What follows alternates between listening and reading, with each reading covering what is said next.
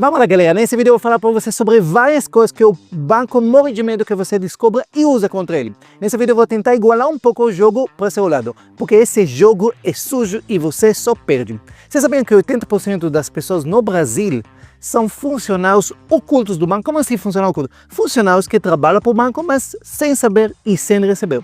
Quando você paga juros de seus empréstimos, de seus financiamentos, quando você paga taxas que você não deveria, quando você usa seguros que você não deveria, que você poderia cancelar, quando você não sabe onde reclamar para fazer tudo isso, e o banco simplesmente enrola você e cobra de você mês após mês, você infelizmente, funcionários, eu conheço famílias inteiras que parte grande, 20, 30, 40% dos salários deles, às vezes é só para sustentar o banco.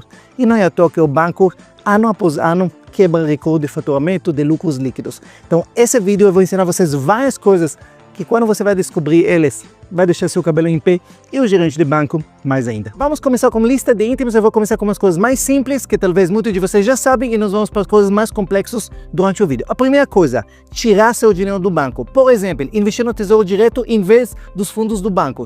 Se quiser acabar com o sorriso de seu gerente de banco, avisa ele que você pretende agora fazer um TED, um Pix de seu dinheiro para Tesouro Direto ou para alguma corretora. Eu garanto que ele vai te inventar 5 motivos em 5 segundos porque você não deve fazer isso.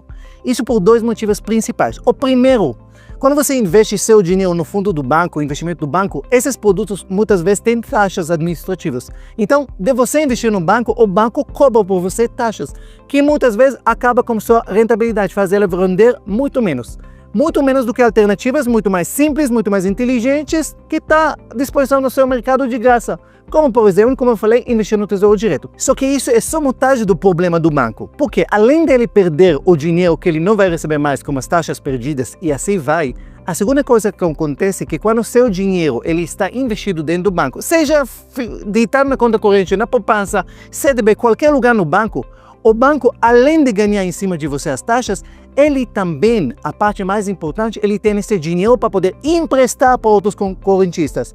E esse que é o grande dinheiro do banco. Ele te paga a poupança, paga por você 6, 7% ao ano e empresta o juro de 150%, 200% ao ano para os outros.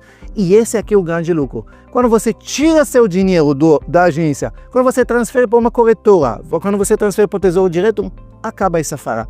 E isso é péssimo para o banco. Segunda coisa que tira o sorriso do gerente de banco, cancelar seguro prestamista. Como assim, bem? Seguro prestamista é um tipo de seguro que garante o pagamento de uma dívida. Por exemplo, quando você faz financiamento, empréstimo, cartão de crédito, cheque especial, tudo isso tem seguro prestamista para pagar caso de morte, invalidez, desemprego, essas coisas. Como funciona esse seguro? Quando uma pessoa tem seguro, por exemplo, no financiamento imobiliário, no cheque especial, no cartão de crédito, caso a pessoa, por exemplo, que emprestou esse dinheiro, ele venha a falecer, ele perde a renda, fica inválido, todas essas coisas, o seguro pode quitar o total desse empréstimo ou parcial dela. Por isso que eles enfiam esse seguro prestamista. Só que ele é oferecido no momento da contratação, mas ele não é obrigatório. Pois é, você não sabia disso. Agora eu saquei! E por que os bancos empurram esse seguro? Simples, o banco adora vender esse seguro prestamista. Por quê? Porque é uma coisa que ele garante para eles que eles vão receber a dívida, mesmo se o cliente não vai poder pagar. Ele é embutido no contrato e muitas vezes sem a cliente nem perceber. E tem altas taxas. Isso é uma fonte de renda altíssima para institutos financeiros. Primeira coisa que você tem que ver se esse seguro prestamista está enfiado dentro do seu financiamento, empréstimo, cartão, cheque especial. Aliás, você não precisa verificar, já estou avisando, está lá, pode ter certeza. Mas como eu falei, esse seguro não é obrigatório, você simplesmente pode recusar ele na hora que você pega empréstimo ou financiamento. Mas aí que tem um problema, porque o gerente vai falar, sem esse seguro, a gente não empresta.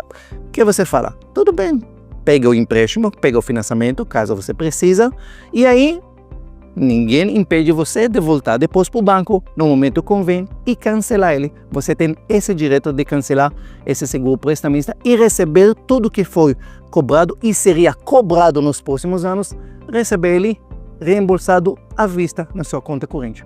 Só para vocês entenderem um pouquinho os valores, para financiamento imobiliários, estamos falando que eles podem cobrar o seguro de 3, 4 até 5% do valor do contrato. Se a gente está falando de um financiamento de 300 mil que você vai fazer por 30 anos, se você vai pegar 4%, estamos falando de 12 mil reais, sendo os juros cobrados ao longo do tempo, 12 mil reais, que você pode sim recuperar se você já tem isso no financiamento.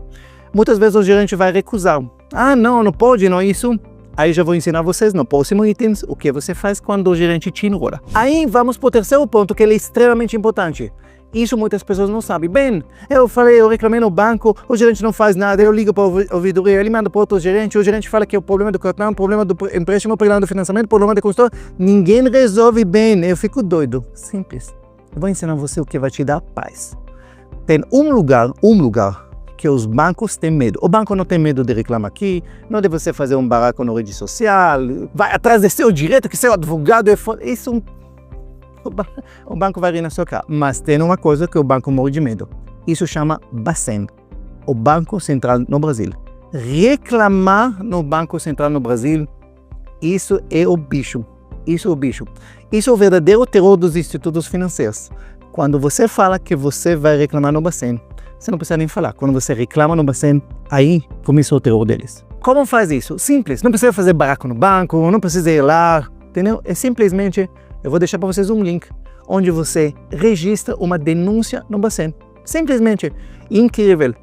Às vezes o banco leva semanas para resolver alguma coisa, se resolve. Mas quando você coloca no Bacen, tem prazo de 10 dias para resolver, mas incrível. Coloca no Bacen no dia seguinte, ou às vezes no mesmo dia. O gerente liga, tudo educado, prestativo, pronto a resolver o seu problema. Por quê? O Bacen é responsável para fiscalizar e multar os bancos. Toda denúncia que você faz, ela gera um registro formal, ele entra nas estatísticas do Bacen. Saber que o banco X recebe muitas reclamações daquele assunto. E os bancos têm limite máximo de reclamações antes que eles vão começar a sofrer sanções do Banco Central. Então, se o número de denúncias ele começa a ficar muito pesado, isso pode rolar auditoria, restrições operacionais e até impacto na reputação do instituto financeiro. Ou seja, os bancos tremem quando o Bacen entra contra eles. Entendam esse ponto? Então, quem resolve é o Bacen. Como fazer a reclamação que eu falei para vocês? Eu vou deixar na descrição do vídeo um link direto para você clicar nele, abrir. Você vai fazer a autenticação pelo gov.br, sabe, aquele registro. Aí, como você identifica, e você vai colocar a reclamação, vai colocar o Instituto Financeiro, vai descrever exatamente o problema. Se precisa, você vai anexar documentos, todo esse ponto. Depois que você fez isso, pode voltar, descansar em paz, que seu problema já vai ser resolvido de uma forma ou outra. Para fazer a formato certo, a primeira coisa, reclama no gerente, reclama no ouvidoria do banco, aí você entra com isso, porque senão muitas vezes ele vai falar, fala com o ouvidoria do banco para depois reclamar. Mas no momento que você seguiu isso, é um garante para você. Menos de 24 horas, seu problema vai começar resolvido. Se você realmente tem direito, o banco vai ter que te dar atenção e resolver seu problema.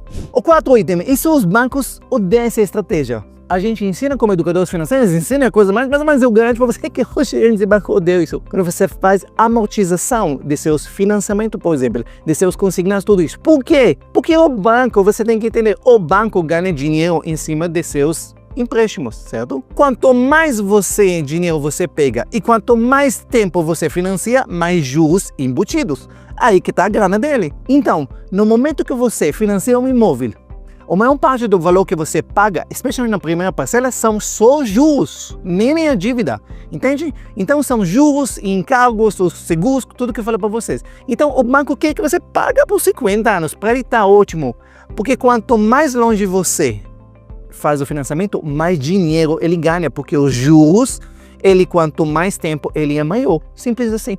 Então, quando você amortiza, isso acaba com parte do lucro deles. Simples assim. Então, obviamente, quando você faz o financiamento, hoje a maior parte do financiamento é pelo sistema SAC, quer dizer, sistema de amortização constante, onde os juros eles vão diminuir ao longo do tempo. Por isso que a parcela começa grande e ela diminui ao longo do tempo. Importante sempre, quando você puder, usa seu fundo de garantia para amortizar. Isso você consegue fazer cada 2 anos. Você vai reduzir sempre o prazo. Quando você faz amortização, você sempre pelo prazo, nunca pela valor da parcela, sempre pelo prazo. E sempre, gente, evita pagar apenas o mínimo. Se você consegue, de novo, fazer boa administração financeira, reduz o padrão de vida, aí você paga a parcela atual e mais parcela do final. E às vezes você vai perceber que com uma parcela atual, você quita 4, às vezes 5 parcelas do futuro. E isso faz toda a diferença no seu orçamento. Quinta coisa que os bancos odeiam que você faz, portabilidade de crédito, portabilidade de seus empréstimos. Isso é uma estratégia poderosa que os bancos não gostam. Por quê? Porque isso faz 2 coisas. Primeiro, isso força concorrência e faz você pagar muito menos juros. Por exemplo, se você tem um financiamento imobiliárias, se você tem consignados, o que acontece? Você tem um certo juros. A maior parte das pessoas, eles costumam fazer no banco deles. Então, eles não sabem quanto juros está pagando. E muitas vezes o juros é mais alto do que outros lugares. Então, o que você pode fazer? Você pode simplesmente fazer portabilidade. Você pode pegar seu financiamento imobiliário e passar ele para outro banco onde tem juros menor. A mesma coisa com seus consignados e assim vai. E por que os bancos detestam isso? Porque os bancos, eles contam como fato que a maioria dos clientes simplesmente não sabe qual os juros que eles são cobrados. Eles não fazem comparação, eles não comparam com 10. Eles vão lá no banco que ele está acostumado. Então, quando você faz a portabilidade, o banco, ele pode, primeira coisa, perder você como cliente. Ele perde você como cliente e ele perde a renda que ele tem dos juros daquele empréstimo, certo? Simplesmente isso. Segunda coisa, mesmo que você não vai, basta, incrível que pareça, basta mostrar para o seu gerente de banco. É assim, quando você tem um juros de financiamento, juros de consignado, você fala, eu queria diminuir os juros. O banco, imagina, filho, você contratou isso, não tem como diminuir. Porém, se você aparece para o banco como uma oferta de outro banco que está escrito lá que os juros é diminuir, adivinha o quê? Muitas vezes, nesse caso, nós temos um formato que a gente consegue diminuir para você. E de repente eles diminuem sem você nem precisar fazer todo o trampo da portabilidade.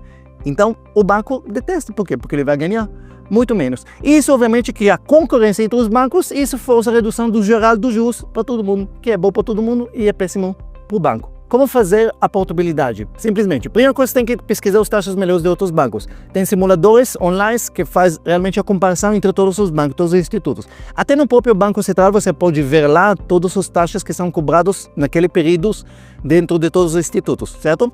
Segunda coisa, você tem que pedir do seu banco o seu contrato, certo? Ele tem até 5 dias para te entregar, para você ver qual o contrato que você emprestou, qual o juros, prazo, todas as coisas. E aí, quando você pode levar simplesmente essas informações para outro banco, para outros institutos que tem juros menores, e aí eles vão quitar a sua dívida no instituto original, no banco onde você fez originalmente a dívida, e aí agora você está começando a pagar para os novos institutos, mas só com juros mais baixos. E muitos de vocês às vezes não faz porque dá trabalho, eu sei. Tem que comparar, tem que correr atrás, tem que arrumar documentos, tem que brigar com o gerente, mas às vezes tem que pegar um dia para fazer isso. E quando é dívida grande, e às vezes nem grande, a diminuição de 1%, alguma coisa assim, na sua parcela, isso faz uma diferença tremenda e vai fazer você economizar muito dinheiro. Então, vale a pena correr atrás. A última coisa mais simples, simplesmente pedir isenção de tarifas bancárias ou usar contas digitais gratuito.